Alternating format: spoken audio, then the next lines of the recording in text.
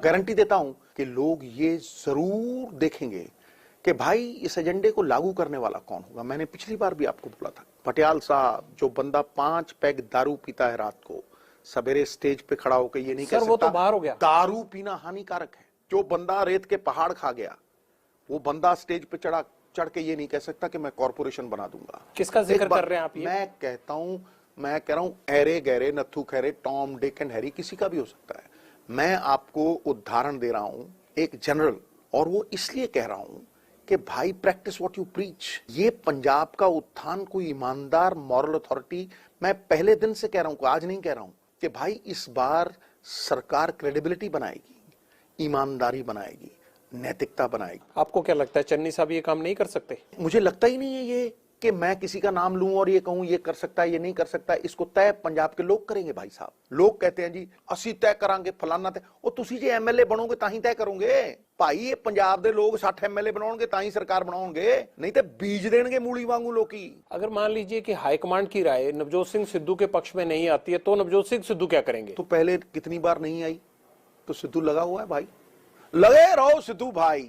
कई बार मुन्ना भाई को काट दिया जाता। इससे पहले कब कब मौका आया और आप उस कुर्सी के करीब पहुंचने से चूक गए या हाईकमांड ने चांस नहीं दिया? मैं ये मानता ही नहीं कि कुर्सी किसी को भाग लगाती है। मैं मानता हूं कि बंदा कुर्सी को भाग लगाता है। किसी महल में उल्टा नहीं होता? बिल्कुल नहीं। किसी महल मनारे के छत के ऊपर कौआ बैठा हो तो काएं काएं करेगा, कौआ बाज बनाए क्या? हुमा पक्षी का साया भी किसी पे पड़ जाए तो उसके खानदान किस तर जाते हैं। क्यों? क्योंकि उसकी सोच ऊंची होती है। आपके दिल की बात कह दूं एक? बोलिए। आप एक बार हाईकमांड को जाकर ये कह क्यों नहीं देते कि मुझे चीफ मिनिस्टर के तौर पर आप पंजाब में लेके जाइए? मैं उन्हें कहता हूं कि यदि सत्ता हासिल करनी है झूठ बेच के, नहीं है सिद्धू और नहीं रहेगा। और यदि पंजाब के लोगों की जिंदगी बेहतरी के लिए बदलनी है और एक पीढ़ी का उद्धार करना है और अपने नाम को गुमनाम रख के भी नींव में चिढ़ना है, तो सिद्धू है। आप तय कीजिए।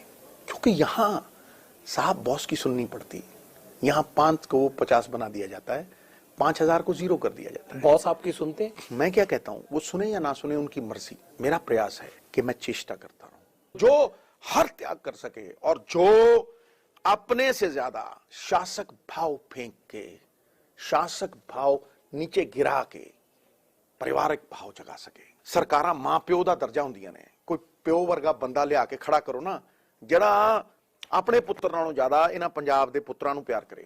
ਹੈ ਕੋਈ? ਇੱਕ ਕੇਜਰੀਵਾਲ ਵਰਗੇ ਢੋਂਗੀ ਫਰਾਡ ਆਦਮੀ 5 ਸਾਲਾਂ ਬਾਅਦ ਆ ਕੇ ਇੱਥੇ ਹਵਾਈ ਗੱਲਾਂ ਕਰਕੇ ਤੁਹਾਨੂੰ ਲੱਗਦਾ ਸਰਕਾਰ बना देंगे? ठोक दो। ये आपके कैबिनेट कुलीग रहे हैं ब्रह्म महिंद्रा साहब, उन्होंने चिट्ठी लिखी है हाईकमांड को, कहा है कि चन्नी साहब को सीएम का चेहरा आज पहली बार लिखी है वो कैप्टन साहब के टाइम से लिख रहे हैं। क्या हो गया फिर? मेरे बड़े हैं, यहाँ चाकू लगा हुआ था, मैं उठा के लेके गया था, मेरा बाप उठा के लेके गया था, खून दिया है मैंने उनको। वो मेरे बड़े हैं, मैं उन्हें पिता समान मानता हूँ। मेरे पिता के साथ रहे हैं वो, और सरदार लाल सिंह अंकल इसी एनेक्सी में रहते थे। आपको लगता है कि इन चिट्ठियां लिखने से हाईकमांड पर कोई असर होता है या इनको मान्यता दी जाती है? किसी भी चीज को करने से सब कुछ होता है, कहने से कुछ नहीं होता। ये स्वांग हैं, हवाई बातें हैं। कभी सिद्धू ने भी जवाब दिया है, हाथी धूड़ में सना हो तब भी सम्मानित होता है, और खच्चर को सोने की जंजीरों से बांध दो फिर भी सम्मानित नहीं होती। हाथी हाथी है। इस बार कांग्रेस की सीधी टक्कर किससे है? आम आदमी पार्टी से या अकाली? कांग्रेस की टक्कर खुद से है। कांग्रेस को इस दुनिया में कोई नहीं हरा सकता, कांग्रेस अगर खुद को ना हराए। कांग्रेस अगर इकट्ठी हो, खतरनाक स्टेटमेंट मैं कहता हूं मेरी खतरनाक स्टेटमेंट को आप दोहराइएगा। कांग्रेस स्ट्रक्चरली इतनी तगड़ी पार्टी है, पंडित जवाहरलाल नेहरू की पार्टी है, मौलाना आजाद की पार्टी है, देश को आजादी दिलवाने वाली पार्टी है। स्ट्रक्चरली इतनी तगड़ी पार्टी है कि कांग्रेस से ही विरोध निकला है। अगर आप गलियों मोहल्लों में देखें, ईंट उठाओ नीचे कांग्रेसी, ईंट के ऊपर भी कांग्रेसी। लेकिन क्योंकि टिकट एक आदमी को दे सकते हो इसलिए 10 मुखालफत करते हैं। ये जो मुखालफत है, अगर ये मुखालफत रुक जाए और बंदा ये सोचे, उसे कोई समझाने वाला हो कि भाई अगर सरकार बनेगी तो सब जीतेंगे, और अगर पार्टी डूबेगी तो हारेंगे सारे। किश्ती डूबेगी तो डूबेंगे सारे, कोई नहीं बचेंगे साथी हमारे। या खून पसीना वर्कर को कहता हूं और उसी के नाम पे 4000 पद भी मांगता हूं।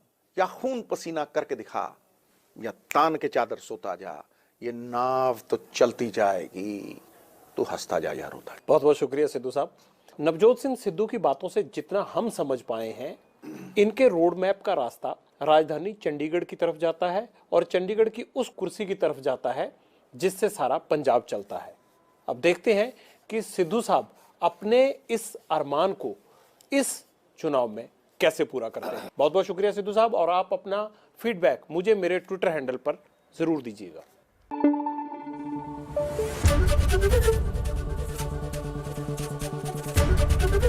एबीपी न्यूज आपको रखे आगे।